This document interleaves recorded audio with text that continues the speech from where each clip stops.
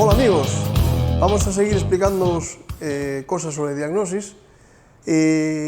Como es un tema importante el vehículo eléctrico y el vehículo híbrido, y por ahora no habíamos hecho nada, y sí tenemos formaciones en la que tratamos temas de la diagnosis de estos vehículos, pues vamos a empezar en una serie de vídeos a ir explicándoos algunas cosas de interés cara a diagnosticar anomalías en estos vehículos. Muy importante en un vehículo eléctrico y un vehículo híbrido es la batería. La batería de alto voltaje, digamos que es el corazón, el que anima lo que es el vehículo. Luego, cualquier anomalía que se nos pueda producir en lo que es la batería, pues es muy importante poder dictaminar o diagnosticar cuál es el origen o cuál es la causa. Bueno, el vehículo que tenemos aquí es un vehículo relativamente nuevo, es un Audi Q5 y es un híbrido enchufable. A ver, la primera diferencia que ya os comento que puede haber entre un híbrido enchufable y un híbrido no enchufable, un híbrido normal, es la capacidad y la potencia o la cantidad de kilovatios hora que puede acumular la batería de alto voltaje. En los híbridos no enchufables, pues normalmente la cantidad de energía en kilovatios hora que puede llegar a acumular la batería, pues está por debajo de 2 kilovatios hora.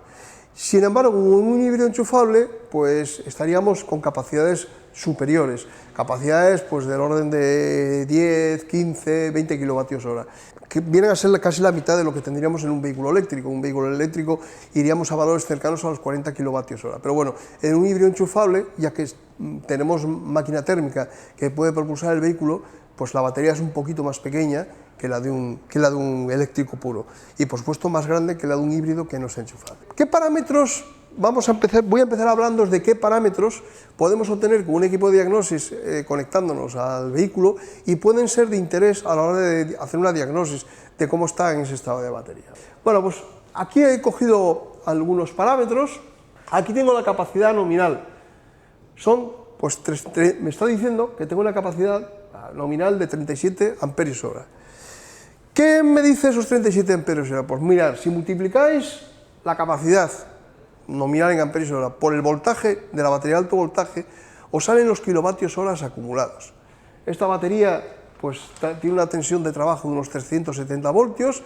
Si multiplicáis 370 voltios por 37, pues viene a salir unos 13, 14 kilovatios hora acumulado, típico de un híbrido enchufable. Insuficiente para un eléctrico, excesivo para un híbrido no enchufable, pero adecuado para un híbrido no enchufable. Bueno, he cogido algún parámetro más para que veáis lo que os comentaba sobre lo que es la tensión de la batería. Las baterías de alto voltaje, esta es una batería de ion de litio, y las baterías están constituidas por celdas normalmente conectadas en serie, incluso a veces serie paralelo. Cuando se quiere optimizar mucho el espacio que se tiene para la batería, pues a veces se colocan grupos de celdas en serie y en paralelo. Pero bueno, la conexión en serie de las baterías hace que se vayan sumando los voltajes de las celdas y tengo el voltaje, así obtengo el voltaje nominal de la batería. El voltaje nominal es este que me pone, el parámetro este que estoy leyendo aquí, que pone suma de voltaje de todas las celdas de la batería. En este momento estoy con 372,32 voltios. Efectivamente, si multiplicáis este valor con la capacidad en amperios hora, obtendréis los kilovatios hora que os comento aproximadamente que suelen tener. Otra cosa importante en estos sistemas de alto voltaje es que, al contrario que una batería convencional de bajo voltaje, el negativo se conecta normalmente a la carrocería del vehículo, al chasis eléctrico del vehículo. En sistemas de alto voltaje va aislado, tanto el negativo como el positivo. Va aislado, hay una norma que es la R100 que así lo exige que sea, e incluso da un valor mínimo que debe de cumplir, aproximadamente 500 ohmios por cada voltio al que funciona el sistema. Ese aislamiento tiene que cumplirse, tiene que haberlo. Normalmente el sistema está detectando el aislamiento real que existe, midiendo el voltaje que hay entre el terminal, ese terminal de conexión eléctrica alto voltaje, puede ser el positivo o puede ser el negativo, y lo que es la carrocería del vehículo. Y así determina o calcula, hace por cálculo, el valor de la resistencia óhmica que hay. Y efectivamente, si voy a este parámetro que tenemos aquí, es el terminal negativo, que tengo unos 20.000 kiloohmios, 20.000, casi 20.000 y medio, casi 20.500, 20.470 kiloohmios, que efectivamente cumple de manera de sobremanera la normativa, lo que me obliga la normativa recién. Y esta se está refiriendo a la resistencia eléctrica que presenta, claro, el terminal está ahí, pero hay una serie de envueltas de aislamiento. El aislamiento no es infinito. Consideramos que un material está aislado cuando hay una resistencia suficientemente elevada, es decir, pero realmente todos los materiales tienen una resistencia eléctrica. Puede ser muy alta, de hecho aquí es muy alta, pero no hay nada que tenga infinito como capacidad de aislamiento. Entonces, ahí mediríamos, estamos refiriéndonos a la medición del terminal de la batería respecto a lo que sería el chasis o carrocería del vehículo, y en este otro que tenemos aquí está refiriéndose al del terminal positivo. Y aproximadamente tienen que ser los dos más o menos iguales, es decir, el aislamiento de positivo respecto a la carrocería, respecto al chasis eléctrico del vehículo, y el de negativo respecto al chasis eléctrico del vehículo, más o menos tienen que tener el mismo orden de magnitud. Si tuviéramos un valor muy bajo, uno de ellos, tenemos una fuga de aislamiento, una pérdida de aislamiento en esa línea, y lógicamente si cayéramos por debajo del valor mínimo que me exige la norma, saltaría una advertencia de anomalía y evidentemente tendríamos una derivación. En el momento que tenemos una derivación al chasis del vehículo puede haber problemas, puede existir problemas. Pues esto es lo que significa este parámetro que tenemos aquí, que como os digo, lo determina por cálculo, midiendo los potenciales eléctricos entre esos terminales y lo que es el chasis eléctrico del vehículo. Tenemos estos otros dos parámetros que he elegido, que se refiere a todo el conexionado eléctrico, es decir, ahora hay muchas más resistencias colocadas en paralelo porque hay más metros de instalación y hay más componentes conectados, hay componentes electrónicos también conectados ahí ya, y veis que tenemos sistema alto voltaje completo, resistencia y aislamiento terminal negativo, este que nos pone aquí, tenemos unos 8.870 kiloohmios. Por supuesto, seguimos cumpliendo lo que me dice la R100, lo que me dice la normativa. Y esta sería la verificación que haría el sistema, midiendo la tensión entre el terminal negativo, entre ese terminal negativo y lo que sería la carrocería lo que sería el chasis eléctrico del vehículo. Y en este de aquí sería el terminal positivo, es un poquito más alta, luego vemos que este tiene un poquito más baja la resistencia, pero estamos dentro de parámetros. No tienen que ser exactamente iguales, pero tienen un orden de magnitud muy similar. Estoy en 8.860 y aquí en 9.140. La diferencia es pequeñita, el sistema está bien. Y como os había comentado anteriormente, en este otro parámetro, lo que tengo es la suma de los voltajes de las celdas en serie en este momento en la batería.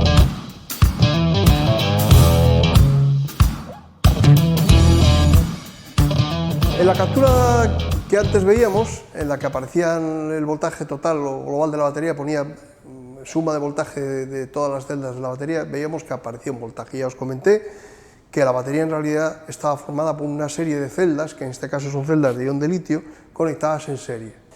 Bueno, pues para saber el estado de las celdas de la batería, si en el momento que tuviéramos dañada alguna de las celdas, o un grupo de celdas, la batería quedaría inoperante, estaría dañada.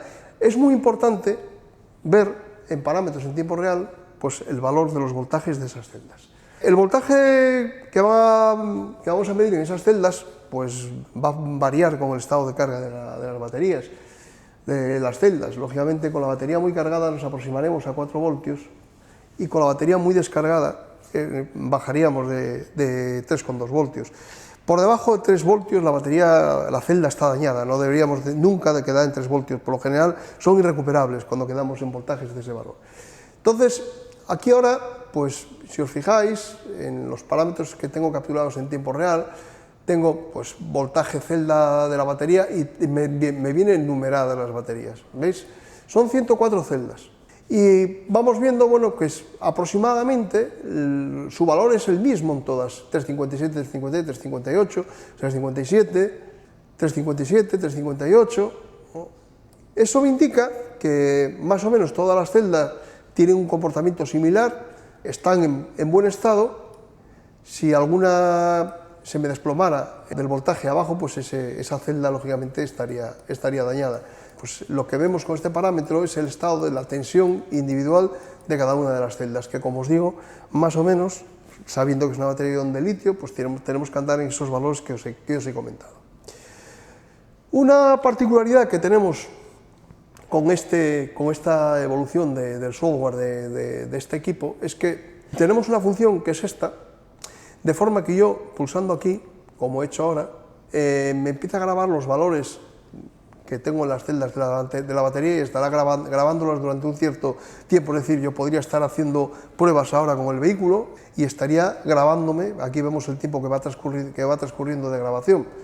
Y así podría ver cómo fluctúan esos valores. Si yo detengo la grabación, la detengo aquí podría exportar el archivo este que yo he grabado, y lo exportaría como un archivo de Excel. Incluso podría con ese archivo ya jugar con modelos matemáticos, hacer una representación gráfica, ver la disposición de los puntos que representan el comportamiento en el plano S, y en fin, me daría una idea bastante aproximada del comportamiento de la batería y estado de la batería. Bueno, aquí lo que hago es borrar lo que estuve grabando y...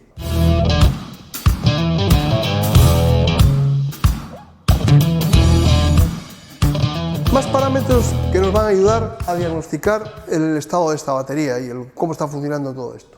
Fundamental en las baterías es que las celdas estén a una temperatura. Mirad, la temperatura que nos vendría bien a nosotros, que nos encontraríamos a gusto, pues una celda también va a estar bien. Es decir, para una celda no es bueno temperaturas muy bajas. Las temperaturas muy bajas pues pueden dañarla, incluso hacer que su rendimiento sea muy pequeñito, muy pequeñito. Una temperatura muy baja reduce la movilidad de iones y empeora el funcionamiento de la batería.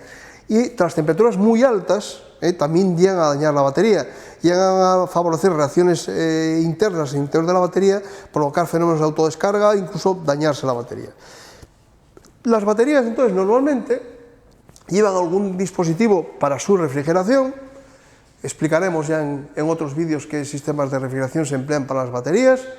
El caso es que llevan un sistema de refrigeración y llevan una serie de sensores, son sensores de temperatura, dispuestos en el paquete de celdas, en algunos casos el paquete de celdas, en otras pues en el retorno del aire de refrigeración y entrada del aire de refrigeración. Bien, se colocan una serie de sensores de temperatura y esos sensores de temperatura están detectando la temperatura que hay en esas distintas partes del conjunto del paquete de celdas de la batería de alto voltaje. Esa información se la están mandando, se la están enviando al calculador de control de batería, se activa la refrigeración de la batería, de las baterías. Bueno, pues si entramos en parámetros en tiempo real, podemos leer esas temperaturas. Aquí, por ejemplo, bueno, pues estamos leyendo la temperatura. En este caso tenemos 8 sensores de temperatura. Comentaros que normalmente las baterías de ion de litio suelen tener más sensores de temperatura que las de níquel hidruro metálico. Las de níquel hidruro metálico, bueno, son, digamos, de alguna forma menos peligrosas en el sentido de que pudieran llegar a alcanzar temperaturas muy altas, provocar un incendio o provocar un fuego, mientras que las celdas de ion de litio sí que fácilmente, o sea, no fácilmente, podría llegar a provocarse la autoinflamación de la batería. Muchos utilizan como electrolitos sustancias orgánicas que con temperaturas elevadas pueden llegar a hacer que la batería hinche, coja presión, reviente, en fin. Entonces, normalmente es más crítica la refrigeración en una batería de celdas de ion de litio que de una de níquel hidruro metálico. Y lo que tenemos que ver un poco pues es que las temperaturas que tenemos que leer aquí tienen que ser coherentes un poco todas ellas, no puede haber alguna que se dispare, indicaría o bien un defecto en esa zona o una sonda de temperatura dañada o en mal estado. Pues tenemos, como podéis ver, casi todos a 27 grados centígrados, 26 que está midiendo esto, que son unos valores de temperatura coherentes con la batería tal como está ahora.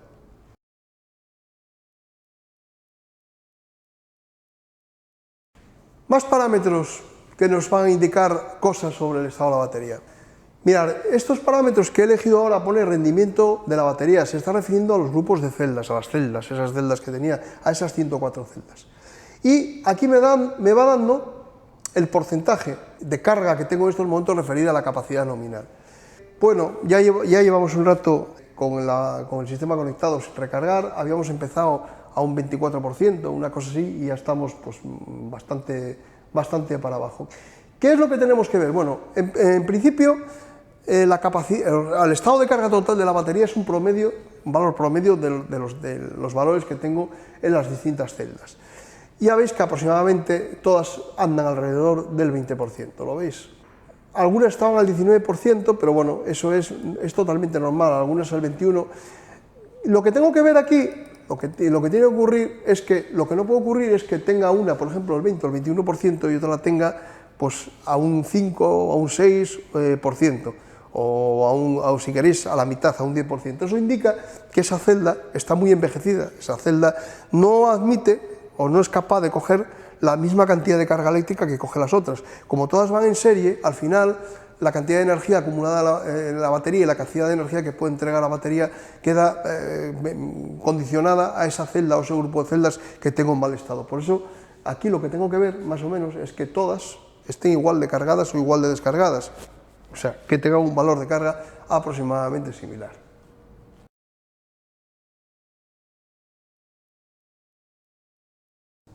Bien, anteriormente en capturas que habíamos hecho, habíamos visto que, bueno, que teníamos la batería, pues las celdas de la batería en una situación de descarga bastante avanzada, estábamos por debajo algunas del 20%, 19-20%. Y bueno, y veíamos que las tensiones andábamos alrededor de los 3,5 voltios y comentamos que lo íbamos a poner a cargar con el cargador de red y que veríamos que cargando con el cargador de red las tensiones de las celdas deberían de subir y los porcentajes de carga también deberían de subir. Bueno, pues aquí tengo la captura de las tensiones de celda, de las 104 celdas, y veis, mirad, estamos alrededor de 3,64 voltios en estos momentos. Y vamos viendo ahí, pues ya subieron pues un poquito, lo teníamos alrededor de 3,5, pues más o menos, todas están cogiendo bien la carga, y 3,64, algunas 3,65, pero muy igualadas, que es lo que tenemos que ver que debe de ocurrir. Ahora he seleccionado en la lista de parámetros en tiempo real el porcentaje de carga que tengo en las celdas y veis que, bueno, pues estoy por encima del 33%, o del 33%. O sea, en poco tiempo hemos subido de un 20% aproximadamente que teníamos, y como podéis ver, pues también todas están igualadas, y esto es coherente con las tensiones que hemos medido también, o sea que efectivamente los valores estos de porcentaje de carga de la batería se ajustan con bastante exactitud a lo que nos refleja las tensiones de celdas. Luego nos está indicando que el paquete de celdas está pues razonablemente bien. Ahora he cogido nuevamente, he cargado las temperaturas que puedo medir en celdas y en batería para ver si había aumentado algo. Bueno, veis que realmente subió muy poquita cosa, prácticamente no subió. La carga que estoy haciendo la estoy haciendo con una intensidad muy pequeñita, estoy conexionado a una red monofásica y tampoco puedo hacer cargas muy grandes. Entonces, lógicamente, con cargas así a intensidades moderadas no tiene por qué calentar mucho la batería.